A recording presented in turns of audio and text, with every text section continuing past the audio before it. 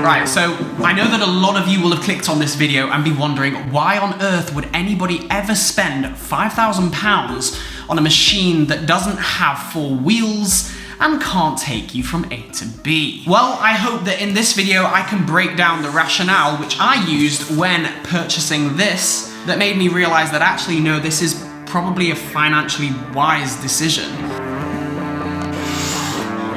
There it is. I have been waiting so long.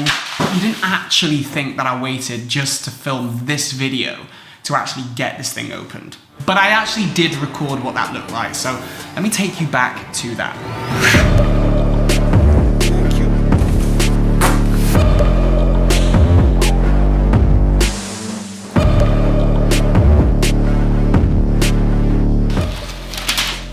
Oh my god, that is...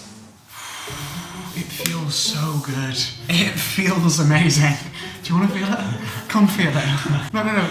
Feel it. Wow. Ooh. Oh, wow. So cold It's as well. so cold. It's got that cold, fresh metal. I really like how solid it feels. It's like a real chunky piece of metal.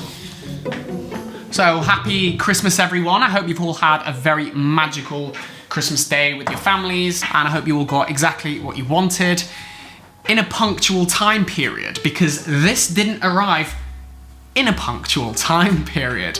I ordered this laptop, right, as soon as it was launched in October time, I think it was, and it arrived 2 months later in December, which was absolutely ridiculous considering the price that I paid for it. For that price, I'd expect Tim Cook to personally come and deliver it. But that didn't happen, and we're here now. I've got the laptop, and I've been using it for a few days and I absolutely love it. And in this video, I do want to break down the rationale that I used and the logic that made me consider this as being a good purchase. But if you are new here, my name's Matt. I'm a first year medical student at the University of Manchester, and I post regular videos to this channel all about productivity, my life as a medical student, and also balancing the things that I love. So if that sounds like something that you're interested in and learning more about and hearing more about, make sure you subscribe to the channel and hit the bell notification so you get notified every time I post weekly videos.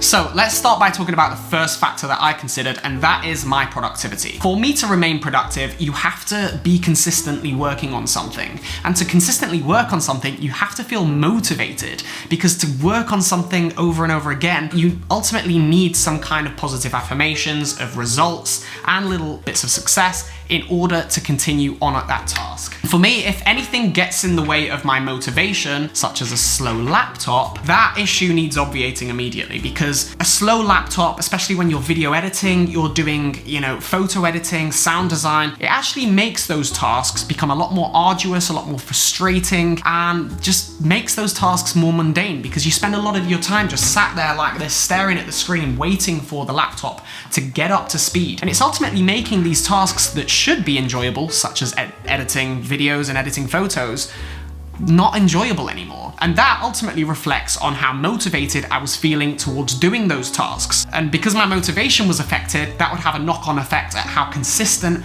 I was being in making sure that I was editing videos and getting things done, ultimately affecting my productivity in a detrimental way. So if the issue was that the laptop is slow, that needs resolving. I needed an updated laptop. I cannot put a price on that productivity. So that was reason number one.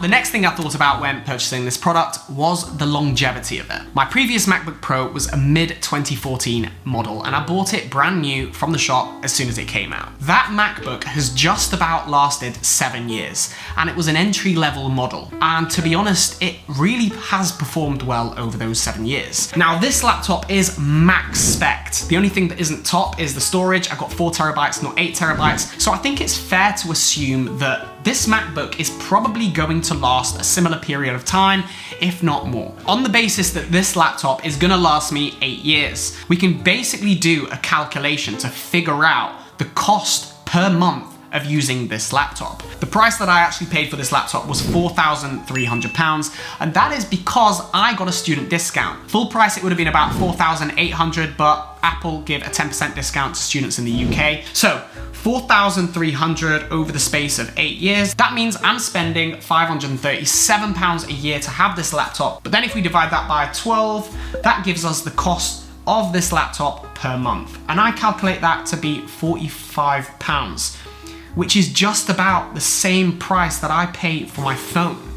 Which is absolutely crazy, because when you think of it like that, the amount of value that this brings in my life as opposed to this, it's not even comparable. Because all of the things that I need to get done in my life, whether it be my studies, my revision, my business, my editing, my YouTube, everything all comes from this device. This, of course, is helpful in that I call people and procrastinate. It's annoying that you can't buy them on finance because you have to outlay that cash up front, but you know, if you do have the money, I believe it was a very, very wise decision to make.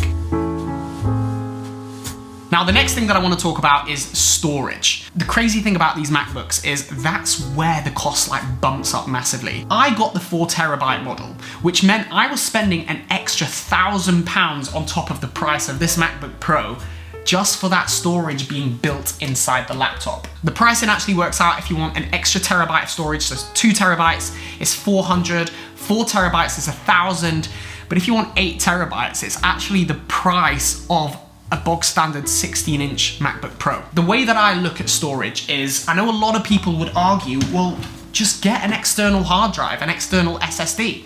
And after I did some, Googling around, I realized that a 4 terabyte SSD is in the region of about £400. So I've got to ask myself, how come getting that internal storage of 4 terabytes is worth the extra 600? Well, the way that I look at it is, well, for starters, it's just an extra thing that you've got to carry. I don't want to be carrying something more that I don't need to be.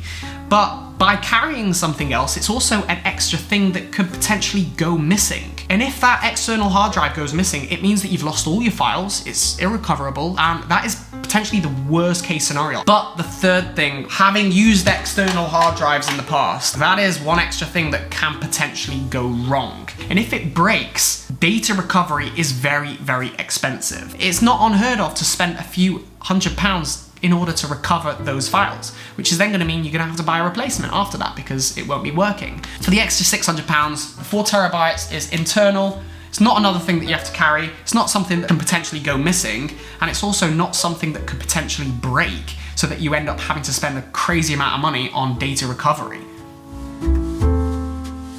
And last of all, I want to talk about general value. There's many ways that you can look at this, but I see a laptop as being a practical device that helps you get from A to B. It helps you achieve what you need to achieve and making that process more streamlined and possible. Something that we can use that is also a high-priced product that's also practical and helps you get from A to B is, for example, a car. Now, on average in the UK, people will spend between £10,000 to about £30,000 on a car. And people will generally get a new car every 8 to 12 years. Let's think about the 3 main reasons why people actually get one.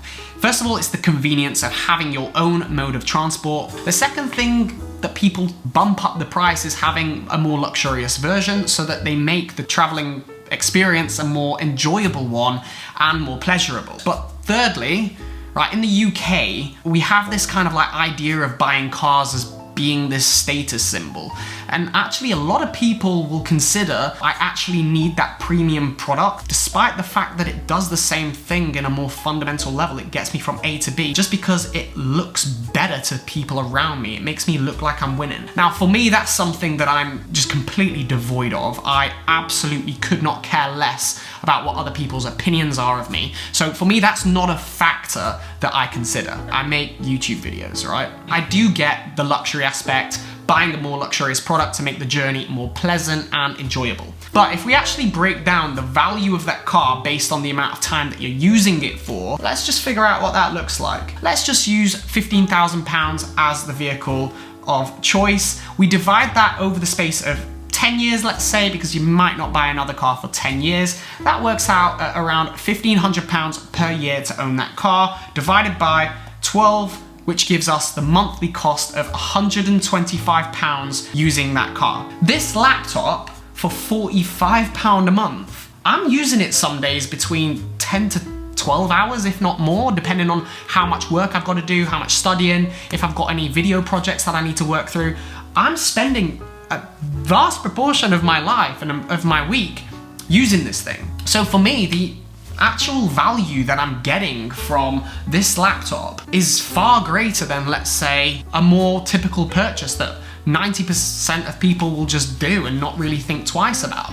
And that's buying a car. So, you know, hopefully by breaking all these things down, you have a better understanding as to why I feel like this laptop is a fantastic purchase. And essentially it's gonna bring the joy back into all the things that need doing, ultimately making me way more motivated, more consistent, and my output of productivity being far greater. So look, I do hope that this video has cleared up why maybe £4,300 on this laptop is actually a good decision. If you have enjoyed it, make sure you hit that like button down below. It really helps my channel by promoting these videos to other people. And also consider subscribing and hitting the bell notification because I post weekly videos on this channel. I've got a playlist of videos right here that you can check out, which might be interesting to you, and some other content on this channel. As always, I will see you in the next one.